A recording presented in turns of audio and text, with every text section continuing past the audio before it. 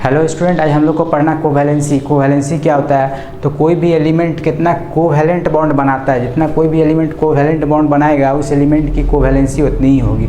जैसे हम लोग कोवैलेंसी का डेफिनेशन देख लें तो कोवैलेंसी का डेफिनेशन है total number of covalent bond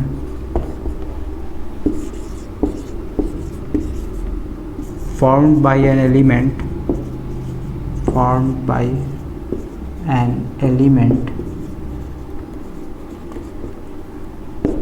is called its covalency।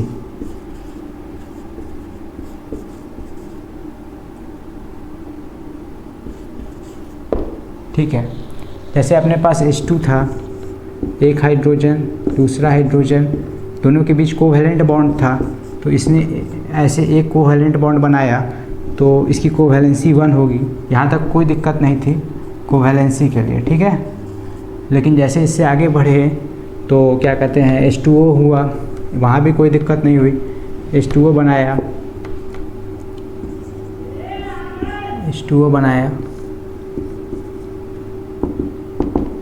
ठीक है। ऑक्सीजन ने 2 कोवैलेंट बॉन्ड बनाए तो ऑक्सीजन की कोवैलेंसी 2 हुई, यहाँ तक कोई दिक्कत नहीं थी। लेकिन इससे आगे जब बढ़े सल्फ़र हुआ तो सल्फ़र ने 2 कोवैलेंट बनाए, H2S बनाया, कोई दिक्कत नहीं थी। लेकिन सल्फ़र ने एक और काम किया कि SF6 भी बना दिया। अब ये SF6 कैसे बनाया? इसके आउटर ऑर्बिट में टोटल 8 इलेक्ट्रॉन होना चाहिए, 8 इलेक्ट्रॉन से ज़्यादा कैसे हो गया? SF6 कैसे बनाया, उसी चीज़ को भी हम लोग देखते हैं यहाँ पे।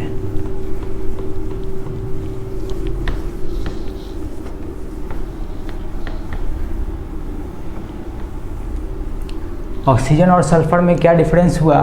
जो ऑक्सीजन 8 मतलब 2 ही कोवैलेंट बॉन्ड बनाया और सल्फ़र जो है वो 6 कोवैलेंट बॉन्ड बना लिया।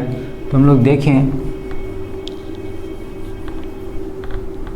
ऑक्सीजन का अगर कन्फिग्रेशन लिखेंगे तो ये होता है 1s2 2s2 2p4,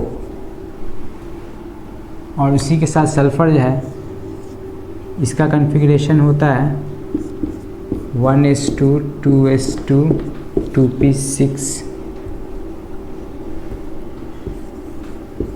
3s2 3p4, ठीक है। इस दोनों में ऐसा क्या था कि ये 8 इलेक्ट्रॉन से ज़्यादा नहीं बनाया और ये 8 इलेक्ट्रॉन से आगे बढ़ गया, ऑक्टेट रूल से आगे बढ़ गया। ऑक्टेट रूल तो 8 ही इलेक्ट्रॉन तक का था, लेकिन ये उससे आगे बढ़ गया।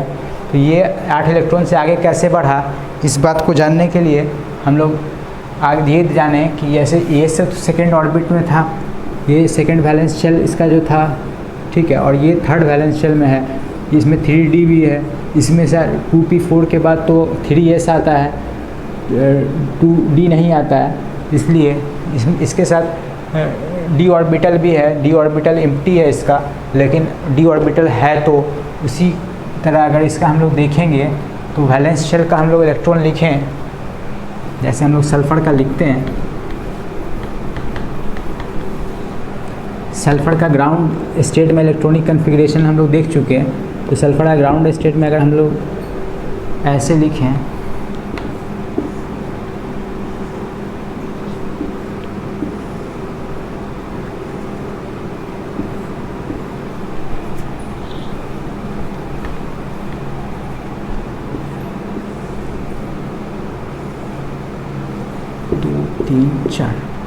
ये 3s हो गया, 3p हो गया, ये 3d हो गया।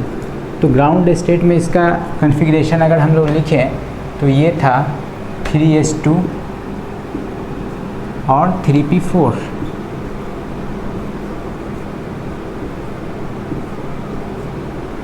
तो इसका कोवैलेंसी ग्राउंड स्टेट में कोवैलेंसी क्या था? कोवैलेंसी ग्राउंड इस यहाँ पे देखिए, जितना नंबर ऑफ अनपेयर्ड इलेक्ट्रॉन है ना वो इतना ही बॉन्ड बनाएगा। नंबर ऑफ अनपेयर्ड इलेक्ट्रॉन जितना है उतना कोवैलेंट बॉन्ड बनाएगा। यहाँ नंबर ऑफ अनपेयर्ड इलेक्ट्रॉन कितना है? 2 है, तो यहाँ पे इसकी कोवैलेंसी हो जाएगी 2। और इसका एग्जांपल देख लें तो H2S है सबसे कॉमन एग्जांपल, और ये फर्स्ट एक्साइटेड स्टेट में जाएगा। फर्स्ट एक्साइटेड स्टेट में क्या होगा, इसका एक जो पेयर्ड इलेक्ट्रॉन है वो अनपेयर हो जाएगा और वो डी ऑर्बिटल में चला जाएगा। 2 3 4। तो ये जो है इसका ऐसे का ऐसे बनाइए, और ये जो है 3 अनपेयर्ड इलेक्ट्रॉन, 4 अनपेयर्ड इलेक्ट्रॉन था ना, तो एक अनपेयर्ड इलेक्ट्रॉन जो है वो यहाँ चला जाएगा। तो अब देख लीजिए इसके पास total number of unpaired electron कितना हो जाएगा, 4 अनपेयर्ड इलेक्ट्रॉन, 2 अनपेयर्ड इलेक्ट्रॉन था ना, 3 हो जाएगा। तो अब इसके पास टोटल अनपेयर्ड इलेक्ट्रॉन कितना हो जाएगा, 4 हो जाएगा। तो इसकी कोवैलेंसी क्या हो जाएगी, कोवैलेंसी क्या हो जाएगी, 4 हो जाएगी। और इसका एग्जाम्पल देख लें तो ये हो जाएगा, ये क्या है, सल्फर, SF2 SF4 हो जाएगा, SF4 हो गया। और सेकंड एक्साइटेड स्टेट में ये क्या करेगा, ये इसको पहले ऐसे ही बनाइए,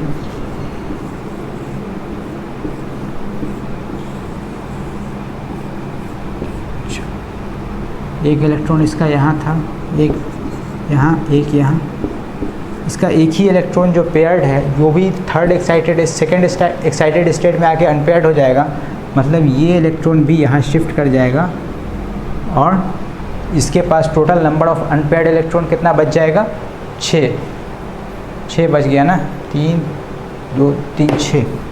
तो ये कोवैलेंसी इसकी क्या हो जाएगी, 6। और इसका एग्जाम्पल SF6। उसी तरह हम लोग अगर फास्फोरस का देखें,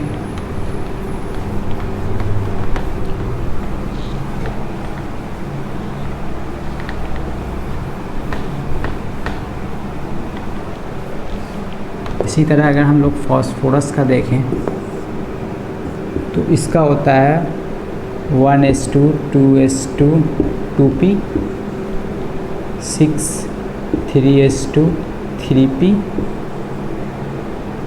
5, नहीं 3p3 होता है, ठीक है। फास्फोरस 2 6 2 8 10 3 13 2 15, ठीक। तो अब इस फास्फोरस का ग्राउंड स्टेट में देखें तो आउटर ऑर्बिट का लिखते हैं, आउटर ऑर्बिट में 3s 3p 3d, D empty orbital है, इसमें कोई इलेक्ट्रॉन नहीं है। 1 2 3 4 5 हो गया, 3d 3p, ठीक है। तो 3s में इसके 2 इलेक्ट्रॉन था ग्राउंड स्टेट में, और 3p में इसके 3 इलेक्ट्रॉन था, तीनों अनपेयर्ड। इसकी यहाँ पे कोवैलेंसी कितनी हो गई, कोवैलेंसी यहाँ 3 हो गई। इसका एग्जाम्पल देख ले, PCl3, कॉमन एग्जाम्पल PCl3 हुआ। लेकिन जब फर्स्ट एक्साइटेड स्टेट में चला गया,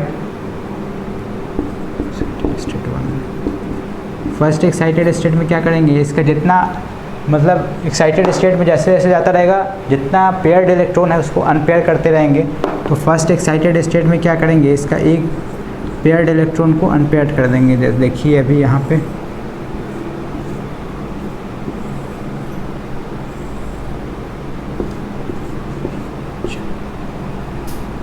इसका 3 अनपेयर्ड इलेक्ट्रॉन था, टोटल पेयर्ड इलेक्ट्रॉन 1 है, इसको अनपेयर्ड कर दीजिए, यहाँ चला है। और इसके total number of unpaired electron कितना हो गया, 3 2 5। इसकी कोवैलेंसी जो हो गई, मैक्सिमम कोवैलेंसी, वो क्या हो गई, 5 हो गई। और इसका एग्जाम्पल हो गया PCl5 हो गया। इस तरह से फास्फोरस का निकल गया, सल्फर का निकल गया। और एक और क्लोरीन भी देख लें,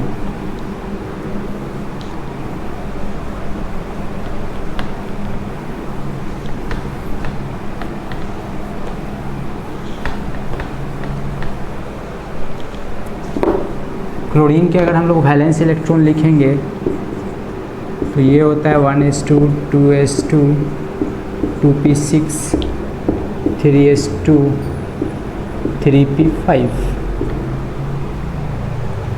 3d0, ठीक है।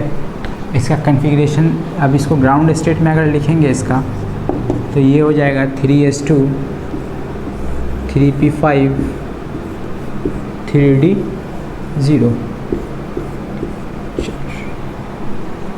फर्स्ट एक्साइटेड स्टेट में जाएंगे, इसको लिख ही देते हैं 3s2 3p5,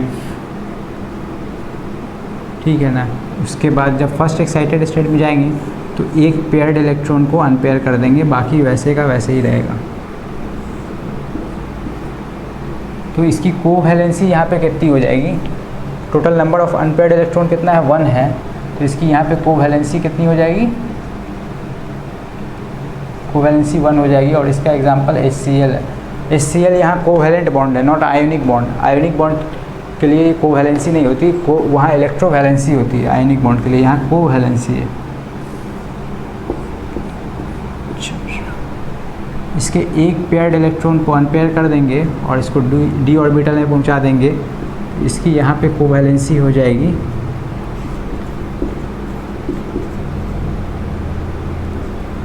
कोवैलेंसी क्या हो जाएगी यहाँ पे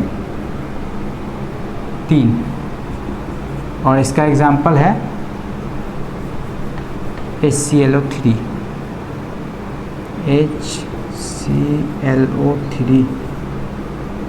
HClO3 इसका स्ट्रक्चर बनाएंगे ClOH3 है,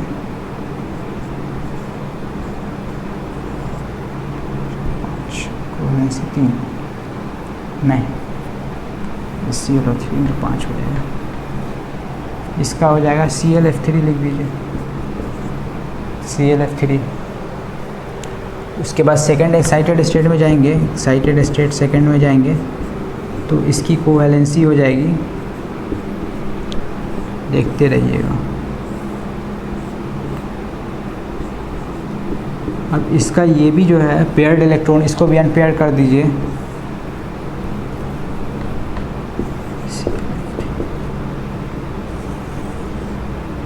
और इसको भी डी ऑर्बिटल में ले जाइए 1 2 3 4। इसका total number of unpaired electron जो हो गया वो कितना हो गया 3 2 5। कोवैलेंसी क्या हो गई 5।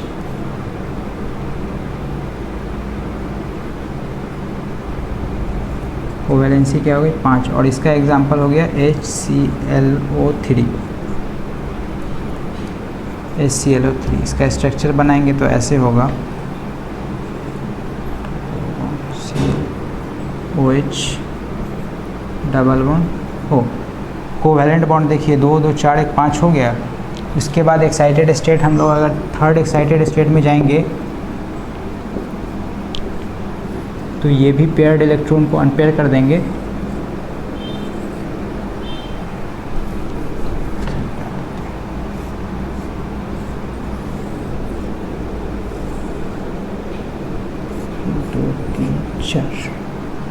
तो थर्ड एक्साइटेड स्टेट में इसको भी अनपेयर कर देंगे, तो ये total number of unpaired electron कितना होगा,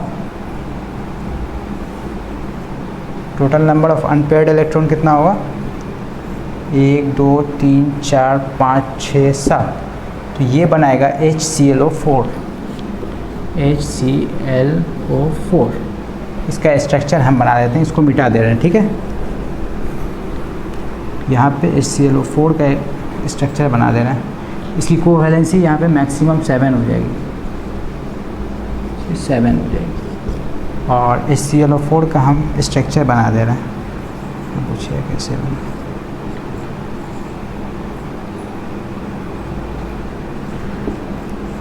ये हो गया HClO4। 4 2 4 7 HClO4, ठीक है।